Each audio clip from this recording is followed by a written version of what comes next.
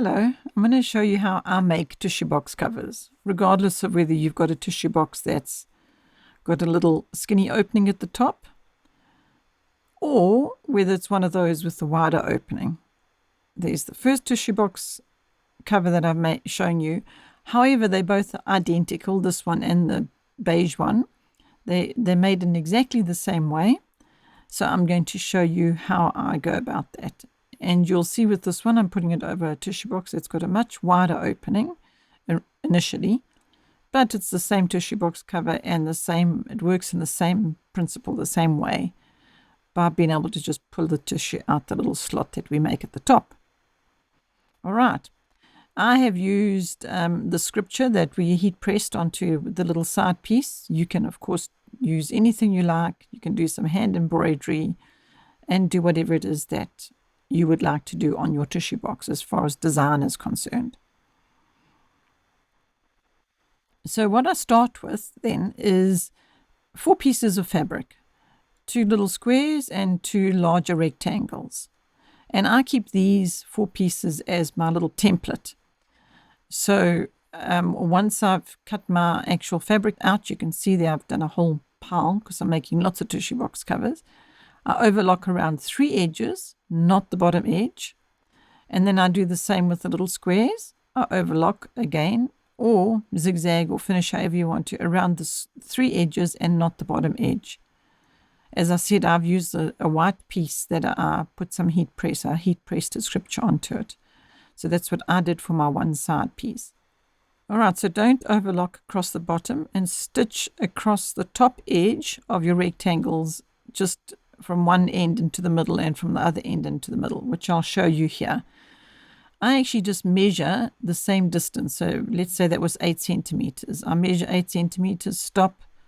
We'll lift the foot, measure another 8 centimeters and continue again. And when I stitch this top edge, I'm actually leaving a gap in the middle open, which is the gap where you pull your tissues out from. Okay. That is basically just taking your 2 rectangle pieces and the overlocked edge or your finished zigzagged edges, putting them together, not the raw edges at the other side, and just hemming them with a nice size seam allowance. And then what I do is I fold that seam allowance open. I open it up. So there's a little bit of the seam allowance on either side. And then lay it flat, because this just actually, when you open up the seam allowance like that, it just helps that opening where you pull the tissues out a bit better. Helps it to do that nicely. Now I get my little square and I again find the center piece of that square using the overlocked or finished edge. And then I just lay that center piece onto the seam.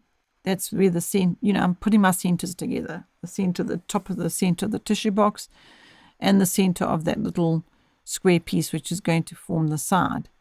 Now when I go to stitch, I stitch a centimeter allowance away from the edge. This is very important, and I'll show you why just now. So you're going to stitch the little side square piece into the center of these 2 rectangles as I've shown you. And again, when you get to the other end, do not sew to the very edge of that square. Leave a seam allowance, amount of space before when you stop stitching. But when I do my other square, I don't worry to find the center. I just lay it on the fabric like that, and I just make sure those 2 are lined up nicely. And now I'm putting my edges together of my finished edges of my little square, and then the 2 rectangles that have been sewn together. And again, I'm going to sew from just inside the seam allowance, and again stop, leaving a seam allowance width. Now this next thing I'm showing you is a little trick that makes it much easier. You just snip into from the on the rectangle pieces, snip into where you stop stitching. I'll show you a close up here. So you just snip and stop at that point of where you stop stitching. So you're just snipping the width of the seam allowance. This is now on the actual rectangle pieces. Now you're going to take that rectangle from the side seam from your rectangle, and you're going to put it against the side seam of the little square. You can put those two side seams together, those two edges together.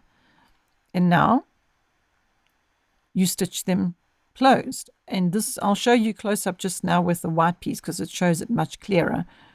Why this little snip made such a difference to make it a nice, easy and neat finish. Okay, so now this is what I'm going to show you. We just sew each side of the square to the rectangle. There's the square, and there's the long, I'm calling it the rectangle, the side of the tissue box. All right, sew them together, and I always work with the tissue box side, not the little square side, but the long rectangle side, the long side of the tissue box. I sew with that facing up, not underneath, because of all the bulk of the fabric. You know, it's just so that I can keep it out of the way.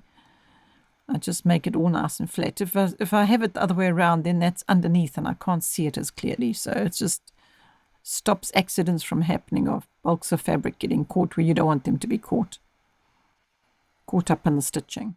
So there's our little side of our tissue box all sewn in. Look how simple it is. And it makes a nice, neat little square edges. Look at that.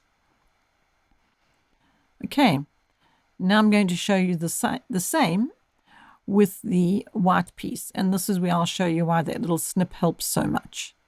Again, we're going to take the piece from the actual side of the tissue box, the long rectangle piece, and we're going to lay it down the edge of the side of the little square piece. Okay, and edges together. And now this is where you can see where that little snip helps.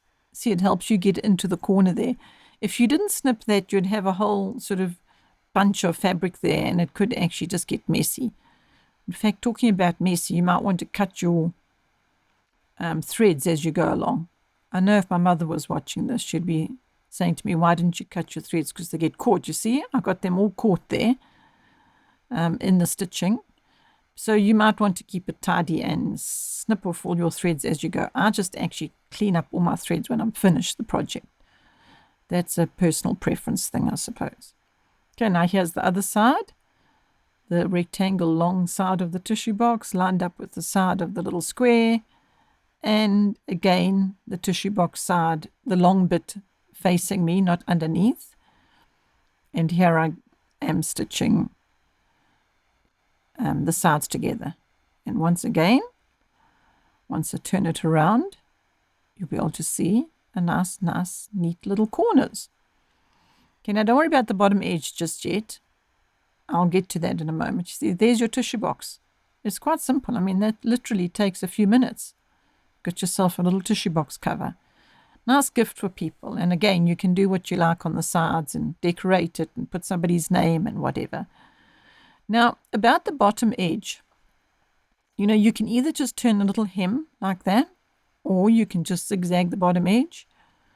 If you're going to do a little hem, I do suggest you cut your initial rectangle side pieces just a little bit longer to allow for a bit of extra space to turn a double hem. You know, you can maybe turn it in twice so you've got a nice neat finish there at the bottom.